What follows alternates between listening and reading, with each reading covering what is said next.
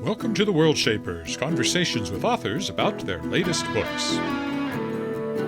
I'm your host, Edward Willett, and this episode's guest, Douglas Smith. We'll be talking about The Lost Expedition, Book 3 in his award-winning trilogy, The Dream Rider Saga. Welcome to episode 156 of The Worldshapers, the podcast where I talk to other authors about their latest books. My name is Edward Willett. I am myself an author of many books of science fiction, fantasy, and nonfiction for readers of all ages. My most recent book, personally, would be The Tangled Stars, which came out from Daw Books back in the fall of 2022. I'm currently writing something else and have some other things out there, so hopefully I'll be able to say I have a newer novel out sometime soon, but in the meantime, that's my most recent one. I guess I did put out a reprint of my very first novel, Soulworm. That came out last year, so I guess that's actually technically newer. And that's through my own publishing company, Shadowpaw Press. That's another thing that I do, is publish books. I'm a traditional publisher, member of Literary Press Group and all that good stuff. And the latest thing from that I wanted to mention is this book. It's called Shapers of Worlds Volume 4, and it arose from this podcast. It features authors who were guests in the fourth year of the Worldshapers podcast. It's all science fiction and fantasy. That's who I interviewed. I'm starting to branch out, although so far it's all been science fiction fantasy authors, but I do have some authors from outside that genre coming up on the podcast. It has Sherry Lynn Kenyon's in there, Lavi Tidhar, Michael Brent Collings, David Boop. There's a long list of impressive authors in Shapers of Worlds Volume 4. That's from, again, Shadowpaw Press, and you can find it everywhere if you look for it on Amazon. Other recent titles from Shadowpaw Press include this one, which is The Good Soldier by Nir Yaniv, whom I talked to on the podcast not too long ago. It's MASH meets Starship Troopers, military science fiction satire. Very funny, and also available everywhere. And then the other one that I've just published is this one, The Headmasters. This is a YA dystopian science fiction from Mark Morton, Canadian author. And it's actually set in Canada, too, as well. And I interviewed Mark not that long ago on the podcast as well. So lots of things coming up through Shadowpaw Press, and lots of authors coming up here on the Worldshapers. And I hope that you will enjoy today's interview with Doug Smith, and that you'll continue to come back as I continue to interview many other authors about their latest books. But let's get on to Doug, and I will start with the bio. Put on my reading glasses so I can read it. Douglas Smith is a multi-award-winning author described by Library Journal as one of Canada's most original writers of speculative fiction.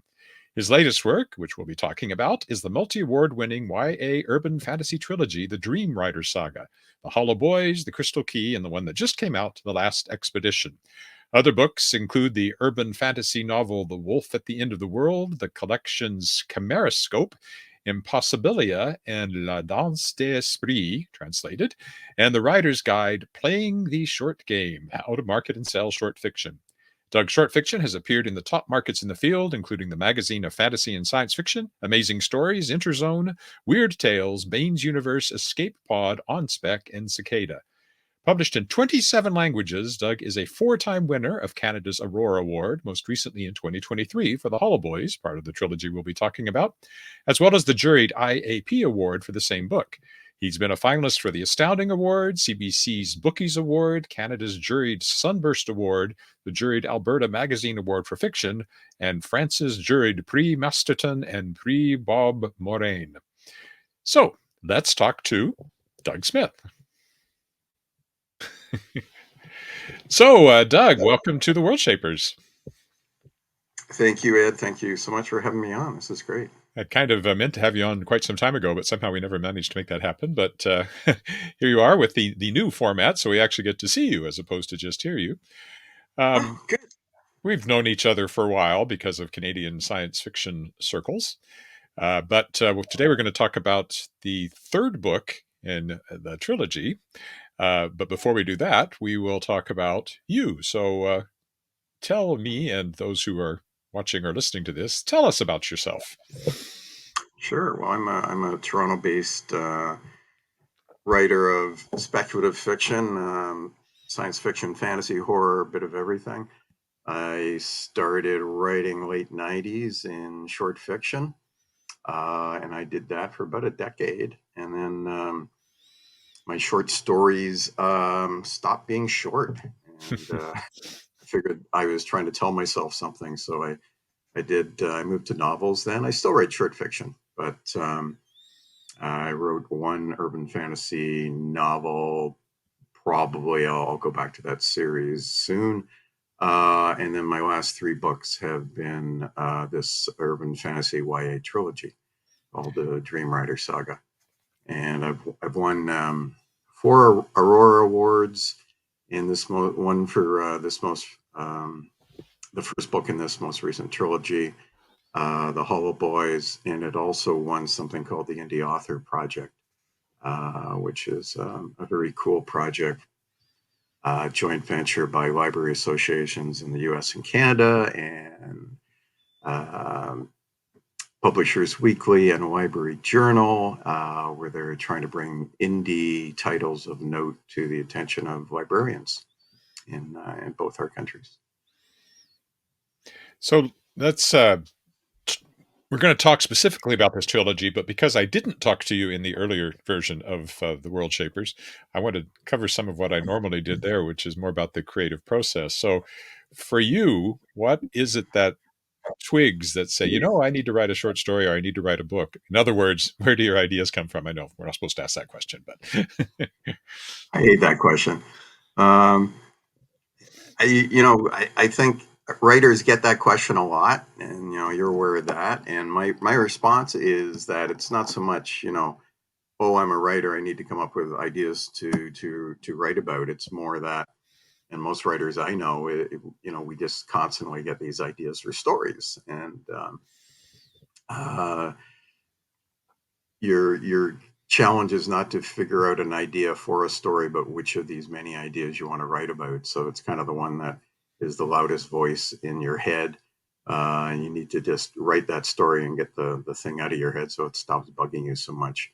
Um, I mean, that's all I've got. And I'll usually have plans. Yeah, this is going to be the next thing I write. And then something else pops up and goes, yeah, no, that sounds like more fun. I think I'll do that. I think that Um, my favorite description that I've encountered doing these interviews was, and now I can't remember who it was, said that ideas are sort of like neutrinos. They're sleeting through you all the time, and you just have to be dense enough to stop a few of I love that one. The analogy I use is it's like you're a writer is um, a beleaguered doctor in an emergency ward, and these ideas are the patients that are streaming into that ward, and you've got to sort of do a triage on them. Um, what are the ones that are just bugging you so much you got to deal with right now? oh, and What are some of the them you just let die. So yeah, it's not a good idea. You should not write that story. And the other ones that yeah, it's probably a good idea, but I got to think about that one for a while. So that's always the analogy I've used for it.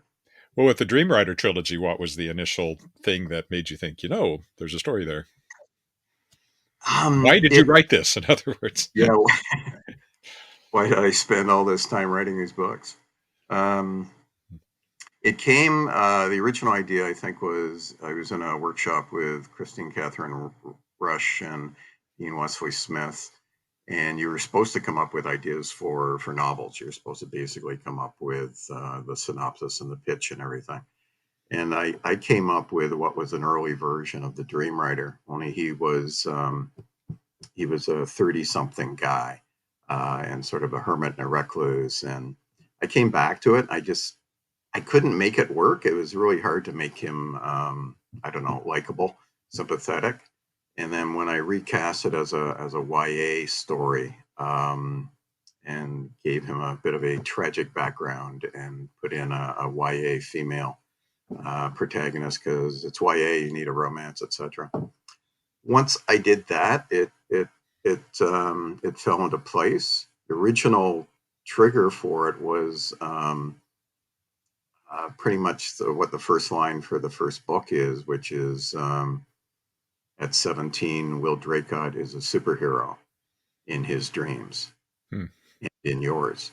So it's this idea of someone who could go anywhere and dream in this fantastic world that we all enter when we dream. But in real life, he can't go outside because he's, as we meet him in the first book, if I can jump into that. Will is 17 years old, and he's still recovering from a traumatic experience that happened to him 8 years ago. Um, his parents disappeared. They were relic hunters, shady art dealers with a bit of a sketchy reputation, and they disappeared on this expedition in Peru, which has a mystery surrounding it. And for whatever reason, they'd taken their 9-year-old son. And Will is the only survivor of that expedition. His parents have never been found. He comes back from that with this strange ability to walk and dream, but he also comes back with severe agoraphobia, and he cannot step outside. So he's someone who can go anywhere in dream, but he can't leave his own home. Hmm. And I just like that contrast of having that all encompassing power to go anywhere in dream, but not actually being able to step outside onto the street. Once you had the initial idea, what does your process look like when it comes to planning? Do you do a detailed outline? Do you do just sketches, or do you just start writing? Uh, my typical answer is yes.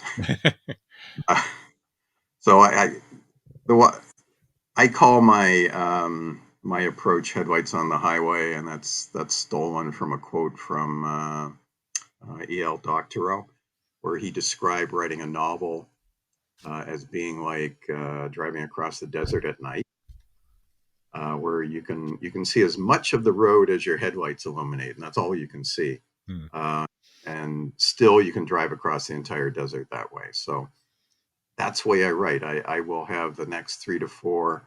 I'll have the characters firmly in my head. I need that before I start writing anything, even a short story. But I'll know about the next 3 to 4 chapters. I sort of know what the big event will be at the end of each of the acts. I know where I want to be at the end of the book, and in this case, at the end of the trilogy. So I sort of know the stopping points across the desert, the pit stops I'm going to make, and I know what turns I'm going to make. But I'm not sure exactly what's going to happen between now and the next pit stop. And I'll write 3 to 4 to 5 chapters. If I'm once I'm happy with them in terms of how the story is going, how the plot is going, and I still think this is the direction I want to move in. And also dealing with surprises that come up that I say, hey, that's kind of cool. I think I'm going to go with that. Um, then I move on to the next chunk of 3 to 4 to 5 chapters. So it's sort of a combination of very high level planning, meaning I know the destinations and the stops along the way, but I'm not exactly sure what's going to happen on the road between here and the next stop. Did you know you were committing a trilogy when you began? I thought it was. I knew it was a bigger story than one book. Um, And then once I got into that book, I had the ideas of, yeah, this is probably going to be 3 books, just from how much I wanted to do and sort of what I knew the next book was going to be. And I knew it couldn't wrap up in there. When I started writing the third book, it suddenly looked like maybe it was going to be a four book series, but we ended up with a very large third book. But it, I'm quite happy with how it turned out, and I managed to wrap everything up in the 3. When did the first one come out? Um, I should know that faster. October 2022. Um, and then March last year, the second book came out, and then just this past January, the third book came out. That's So I should mention the 3. The first book was The Hollow Boys, and then The Crystal Key, and then this last one is The Lost Expedition. And The Hollow Boys won the Aurora for Best YA Novel, and also won the this indie author project for Best YA Novel as well. You must have written them fairly quickly to bring them out in the entire trilogy in what, 18 months? Less than Actually, 18 months? no. I forgot to mention probably the best piece of advice I got on writing this, and that was from Charles DeWint. Charles, as you may know, has his own YA urban fantasy trilogy. It's called The Wildings. Mm-hmm. And when I told him I was starting on this series, he said, "Let me give you the best piece of advice that I wish someone had given me." And that was write all of them at once. Like Ah, before any of them are published, make sure you've got them all done. He said he would have given an arm and a leg to be able to, as he's writing book 3, to be able to go back and say, you know what, I'm going to make this change so I'm not, I have some more options. I've got a better fate for this character or whatever. He said he just would have loved to do that, and he recommended it to me. And I can't tell you how many times as I was writing book 2 and book 3 that I was thanking him for that advice. Book 2, I had this long list of go back and make these changes in book 1, and then by the time I'm writing book 3, I had 2 lists. So there were changes I made to the first 2 books as I'm finishing up the series. yeah, that would have been. I mean, I have a 5 book modern day YA fantasy series, and it would have been helpful at times to have done that. But I was able to do it some because the first book was published by a publisher that went out of business, and then so I got the rights back, and then the whole thing was brought out by one publisher, and so I was able to rewrite the first book with some things I had figured out. But after that, I was writing them individually after the Yeah, first 2 books, and there were times when I thought, "Boy, I wish I hadn't established that in that earlier book," and I'm stuck with it. yeah, Especially yeah. seems to happen in fantasy because if you're doing stuff with magic and things like that, so you can arbitrarily set something as a rule that comes back to bite you later. Yeah, and I found that yeah, it's also a little freeing that you've set these boundaries, so it forces you down a certain path that you might not have gone down that you end up being quite happy with. But and a lot of the tweaks I made to the first book weren't huge. It was more some specifics around setting up the mystery, so that the resolution could jive with how the readers first met the mystery of what happened to Will Draycott is the 17-year-old boy. Um, so not huge changes, but ones that I was very glad I was able to make. So Now, that's why they came out so fast. They were already written. All 3 were, and it was just a matter of deciding how fast I wanted them released. when you are writing, are you a fast writer? No, I'm not, Ed. I don't know about you, but I'm not. Um, the only advantage of my approach is that by the time I've reached the end, it's essentially a third draft. Mm-hmm. Because I'll write the chunks of 4 to 5 chapters. I'll go back and I'll get them to the point where I'm happy, and then that goes to my critique group. So there'll be some changes to that. So by the time I've finished, it's I've looked at each chunk at least 3 times in detail. But no, I tend not to be a fast writer. I cannot. I'm not the type of writer who can just sit down and bang out the first draft. Um, it, it, it just isn't. I need to be confident that especially my headlights on the highway approach. I need to be confident I haven't gone off the wrong path and taken a wrong turn somewhere. So You that, yeah. you kind of answered one question, which I was going to ask, was if you use beta readers or a critique group or anything like that. And it sounds like you do. Where did you find these people? My critique group, sort of the alpha readers, are. I've been in that group for God 96. I So thought a you were going to long say time. 90 years, and I thought, wait a minute.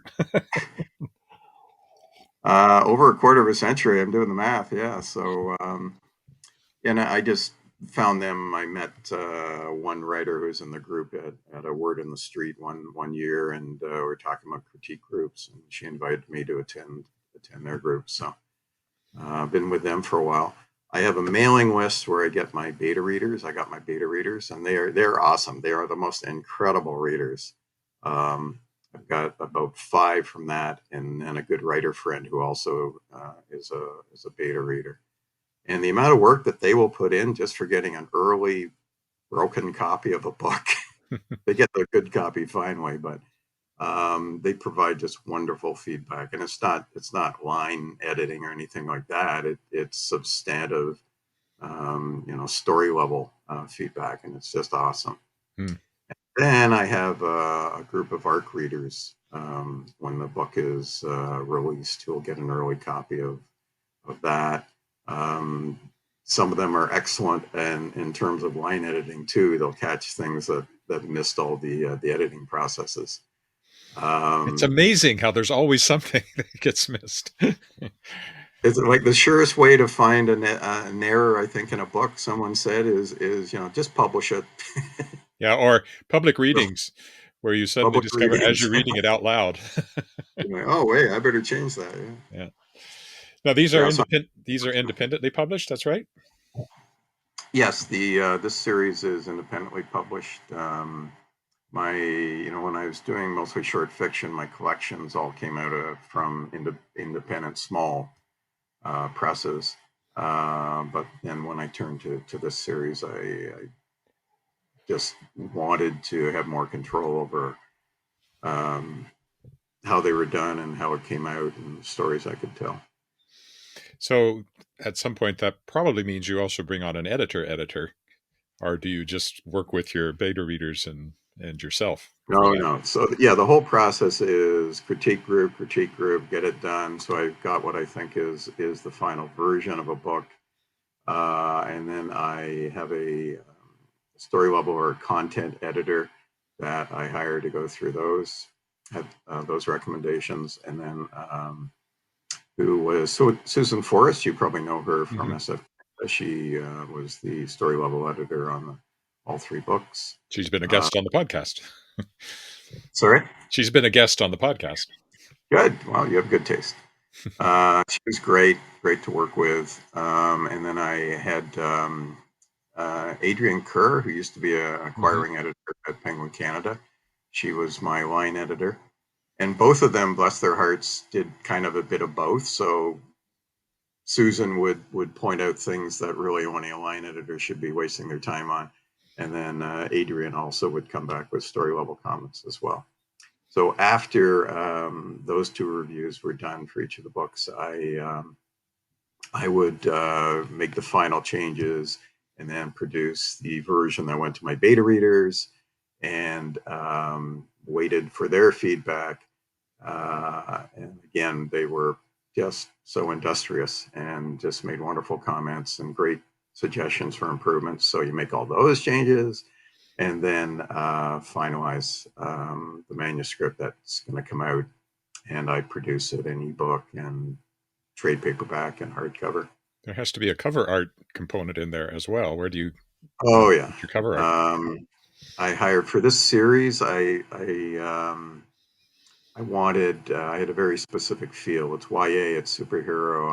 I wanted to have that vibe on the covers. I hired Jeff Brown, who's actually a Canadian expat who lives in Mexico City.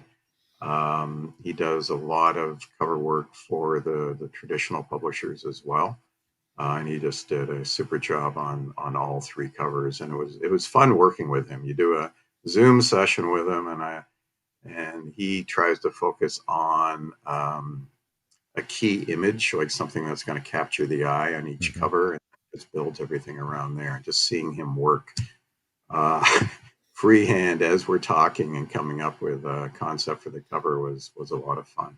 I was really happy with the work that he's done on all three covers.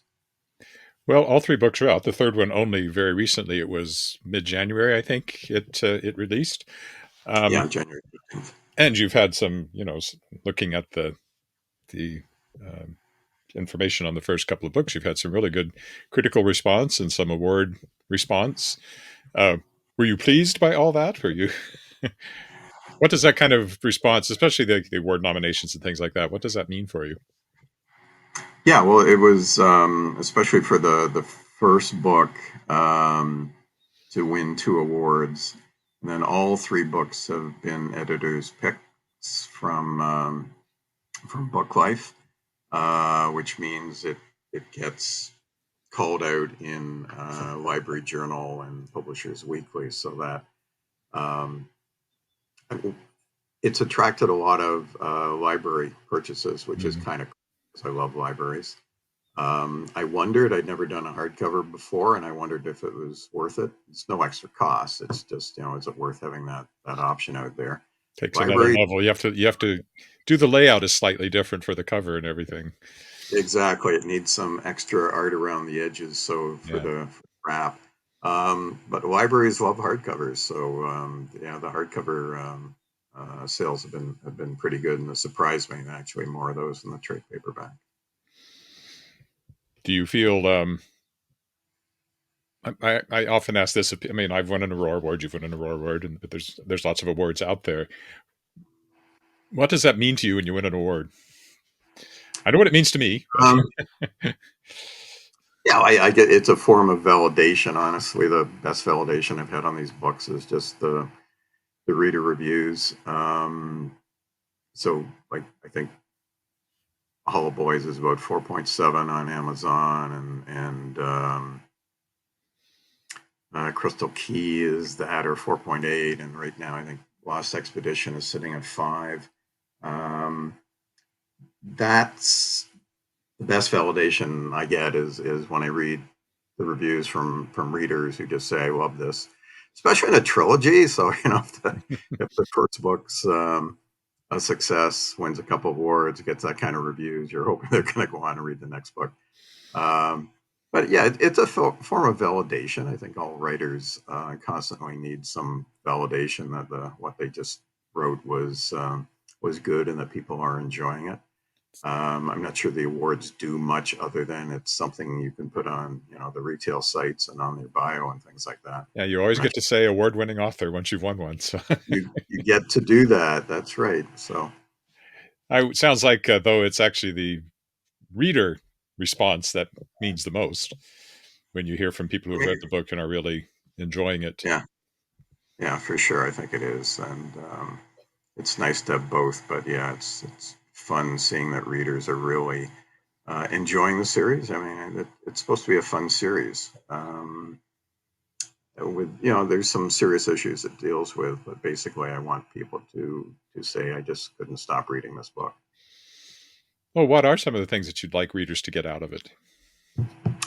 Well, I've only mentioned one of the characters. So we've met Will, and he's the 17-year-old with a strange dream power, but can never leave home. Um, so the other aspect of his life is that when he comes home from Peru with a strange power, he starts kind of doing his own dream journal to deal with it and try to understand what's happening to himself. And he does it as a he's a big manga fan as a kid. His mom is Japanese and his dad is Caucasian, so sort of from his mom's side, he's really gotten into the manga, and he's a good visual artist himself. So his dream journal is actually a sort of a graphic novel that he begins, and he posts it for fun on social media, and the thing just takes off and it becomes a viral hit. So by the time we meet him, he actually has this empire that has been built up around the Dream Rider comic. Hmm. So people in the world, they know who the Dream Rider character is. They just don't know he's actually real. That Will actually has this power. So he's very rich, and he's used that to compensate for his agoraphobia, and that he has taken over a couple of the floors that his parents had as for their business, and he's expanded that. And he basically has his home is an entire office tower in downtown Toronto, and he's brought the world in. So he has a floor of restaurants, he has a floor of movie theaters, he has a floor of a museum of Egyptian art. He has a floor that duplicates the Musée d'Orsay in France with mostly reproductions. So that's his world. So he's got this very strange life of this everything that he needs in life is in this building, but he can't ever leave it. And the other character we meet is Case, She's a black street kid. She lives on the street she's 17. She lives on the street with her younger brother, Fader. Um, and they manage to survive because they've got their own strange powers as well. Case hears these voices that warn her of danger that's about to happen. And then Fader has this ability to just make people not notice him. He just kind of fades from notice. And they use those two powers to basically stay safe and survive on the streets. So the inciting incident for all of this is that Will has a reporter who doesn't know he's the Dream Rider, but knows that Will has this ability to come up with these great tips for the police, because basically Will plays superhero in Dream and tracks down missing kids or criminals that the cops can't catch. Then he feeds that tip to the reporter, who then gets a great story out of it, but also feeds that to the police. So Will stays anonymous, but still manages to play superhero crime catcher. So the reporter comes to Will and with this problem that the police won't deal with, which is street kids seem to be disappearing from the streets of Toronto. It's set in Toronto, and he's wondering if Will could use whatever this ability he has to try to figure out what's happening with the street kids. So Will does that, goes into Dream, meets this power that seems to be even greater than he is in Dream. And at the same time, Case and Fader find themselves targeted by whoever is taking the kids. Case escapes, Fader doesn't, and Case actually is directed into Will's building by her strange voice, and that's how they come together. Mm. And that's about the first 1, 2, 3 chapters, 4 chapters in the book. Sounds like you get things rolling in a hurry. Yeah. Sounds like it would also make a great television series, actually. Yeah, that's one of the comments. Please mention that to as many people as you. But one of the comments is, "Wow, I'd love to see Netflix do this." Yeah. It's fun, and it's meant to. What I'm trying to do is I was attracted to have Case and Will because they're about as diametrically opposite as I could think of, and two people that you want to come together and eventually form a romantic relationship. So Case, she's a street kid. She has nothing to her name, but she can go anywhere in the city and fairly safely because of their powers. Whereas Will has pretty well everything you could want, but can't actually go outside. So I thought that those two aspects of their life, it would be cool to bring them together and see what happens. And Will's wealth is a sticking point through the 3 books. Mm-hmm. And we move to a point where he's going to do something with all that wealth that will satisfy Case. So you've finished that trilogy. What are you working on now? Probably I will be going back to the Haroka, the Wolf at the End of the World, my shapeshifter species stories. I'll probably write the second book, the sequel to The Wolf at the End of the World. Right now, I'm putting out a second edition of Playing the Short Game, which is my writer's guide for short fiction writers. There it is. I have it here because I'm working on it. Much to my surprise, that was 10 years ago. So a lot has happened in short fiction markets, I'm sure you know. So I thought it was time to be updated. So I'm doing that now, getting close to having that ready to get published. And then I'm also planning this year, I've got enough short stories that have appeared in professional markets, but have not been collected. So I'm going to do my third English collection later this year, I think. And where can people keep up with you online to find out what you're up to? The easiest is probably to go to my website, which is Smithwriter, all one word, smithwriter.com. You can find links to where all my stories are available, all my books, and everything else. It's one-stop shopping. You can follow me on BookBub or Amazon or anywhere you want. Sign up for my newsletter. I have a monthly newsletter where you get a free short story ebook each month, and a chance to become beta readers or ARC readers too. For a minute there, I heard Vader readers, which is a different thing entirely. Darth Vader as your. I'm not planning any Star Wars books. So. Well, thanks, Doug, so much for being on, and I'm glad I finally made this happen. And, yeah, no, I appreciate the invitation. Thank you. And I hope that now that the trilogy's wrapped up, it continues to garner lots of new readers. Thank you very much, Ed. Thanks for having me on. Bye for now. And thanks to Doug for that great conversation. I enjoyed it. I hope you did as well. And that's it for this episode of the Worldshapers. But I do have some last-minute housekeeping things to remind you of. First of all, you can find the Worldshapers online at theworldshapers.com. The audio-only version of the podcast is readily available there and also shows up everywhere that you might listen to a podcast. The Worldshapers is also on X/Twitter at the Worldshapers and on Facebook at the Worldshapers. I myself am online at edwardwillett.com. You can find me on X at ewillett. You can find me on Facebook at edward.willett. You can find me on Instagram at Edward Willett Author. And you can find me on YouTube, where you may very well be watching this video, of course, at youtube.com/Edward Willett.